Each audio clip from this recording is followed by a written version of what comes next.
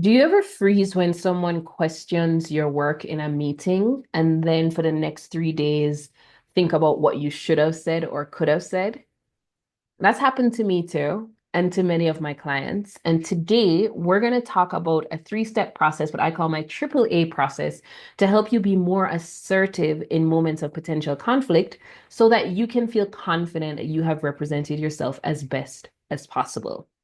Before we go into the video, for those of you who don't know me, my name is La-Vonne. I am a public speaking coach, performing artist, and general lover of life who wants to help Black sheep, cycle breakers, change makers show up in the world with more confidence so that they actually have the opportunity to influence the way this world is going.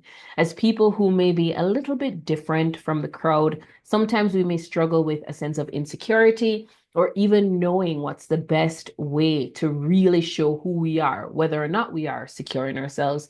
And so I help you show up with more confidence in your public speaking, in your communication, and in your general sense of being.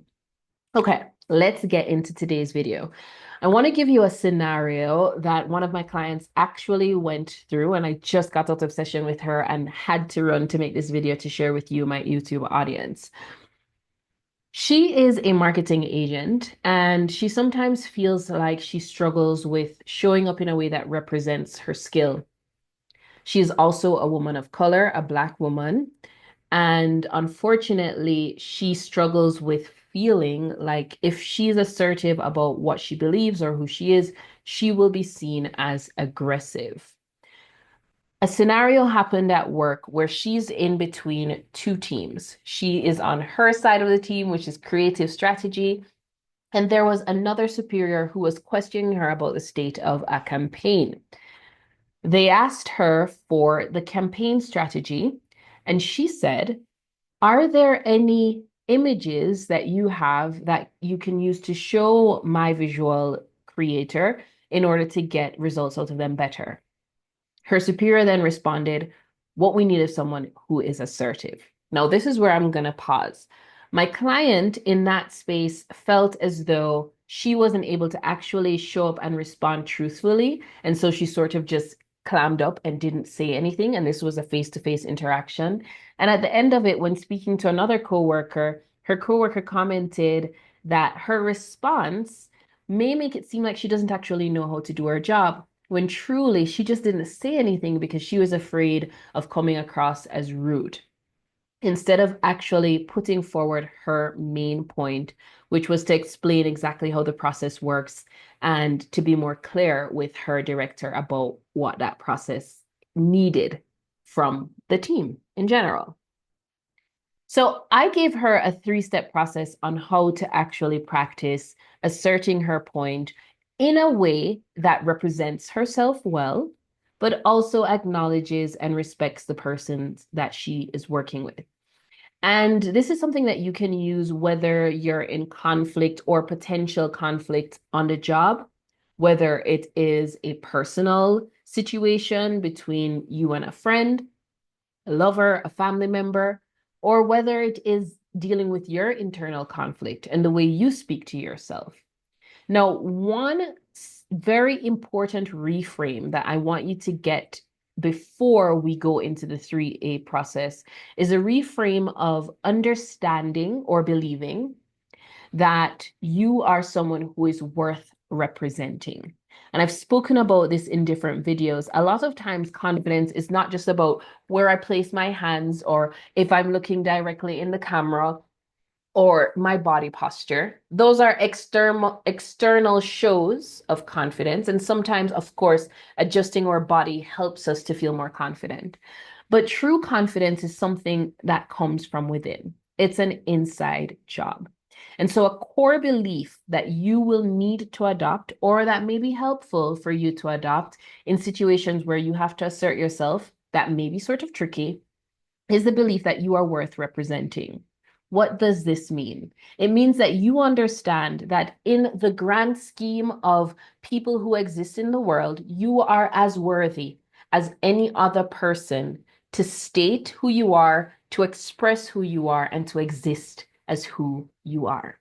Now, this may sound simple, But for those of you who do exist as contrary to what people think is normal or right, this can be challenging. It can be challenging to exist and to say, I exist and I am worthy in a world that tells you that as a Black woman, you shouldn't speak up, in a world that tells you that as a queer person, you shouldn't exist, or in a world that tells you that as someone from a minority group or someone who has less education or someone who has less experience, that somehow you are worthy of being spoken down to. The world can believe and say what it does. But for you to be confident, you have to be sure of what your belief systems are. And this is one of my belief systems that really is at the foundation of my confidence. I am worthy of representing myself in the way that I want to be represented. Now, another belief, we're going to get to the 3A step, I promise you, but we really need to make sure that we have this foundation. Another belief that's going to be helpful for you is not just the belief that you are worthy of representing, but also the belief that how you show up in the world matters whether or not the person in front of you agrees with it. This is another core belief I hold that really has given me the confidence to show up as my authentic self in relationships that have broken up, in relationships that have stayed, in circumstances that were hard, in circumstances that were easy. It doesn't matter. At the base of it, I truly believe that life itself sees me, that the universe, that God, that this greater source, however you want to call it, sees me, sees my actions, sees my intentions, sees how I show up in the world, and will continue to give me more of what I claim I desire through my very being. I tell life what I want through the way that I am being, how I show up, how I exist. So, in some sense, it kind of doesn't really matter what the person I'm in conflict thinks about me. But what really does matter is that I am showing up to the potential conflict in a way that I know represents who I am and what I want to be. Okay, so those are two foundational beliefs. If you can hold those beliefs, it's going to be a little bit easier for you to be confident in potentially tricky situations. And trust me, I get it. I get it if you're dealing with an authority figure, if you're dealing with someone who has the power to say whether you stay or go at a job, that is a tricky situation. I absolutely get that. And at the same time, I know that having a faith in something bigger than just this corporate context that you're in, something bigger than this one relationship, something bigger than your own thoughts that may be trying to sabotage you, having faith in something bigger is actually going to help you to feel safer. Okay, so that's something I really want you to hold on to. And if you need help with working on your mindset in that way, look at the links below and you can find a way to reach out to me or use one of my free resources that are linked below to support you. Let's get into the 3-step process now. So the 3-step process is assert. Nope, take it back. Sorry. The 3-step process is affirm, assert, and then ask or affirm again. Okay. So you're first going to affirm what the person has said to you, or affirm something of what the person has said to you, or affirm something that you and the person can agree on in general. Then you're going to assert your idea, your point, what matters to you. And then you're going to ask what you need of that person or affirm again that person or what you're going to do or how you're going to follow up. We'll look at it in a case study, in this specific case study that I mentioned with a situation with my client and what I suggested to her. But let me go into a little bit more detail first. So the first thing you do in this 3-step process of managing potential conflict is you affirm. Okay. Why do we affirm something? I know I just sort of stumbled on my words, but stick with me. We affirm. Why do we affirm something? We want to show that we're showing up in a collaborative energy as opposed to a combative energy. All right. So we want to work with this person to come to a solution as opposed to working against this person to come to a solution. Now, it does take two to tango. So, how that person shows up is really up to them. But as much as you are concerned, you're going to try to show up in a collaborative energy as much as possible. Using it in the case study now, my client who had the situation with her boss that I mentioned at the beginning of the video, she could affirm to her boss, yes, I agree that we need assertiveness on this project. That's one. She could affirm that very specifically. That's exactly what the boss said. We need someone who's assertive. So she could very specifically assert that. Or she could assert in general, you're right. Having a strong sense of direction matters for a team. That's in general. Or she could affirm something even more in general. I also want the best result for this campaign. Okay? So when it comes to affirming, it's not always that we completely agree exactly with the person. And I want us to be careful that we don't say things just to be compliant. I want us to be careful that as much as possible, we're being truthful with our words. We're being truthful with our intentions. We may be strategic with the way we put our words together, but we're still at the core of it being truthful. I want to really make that distinction because I think in the age of ChatGPT and just really automizing things as humans, we sort of become robots ourselves and we just do what we think works.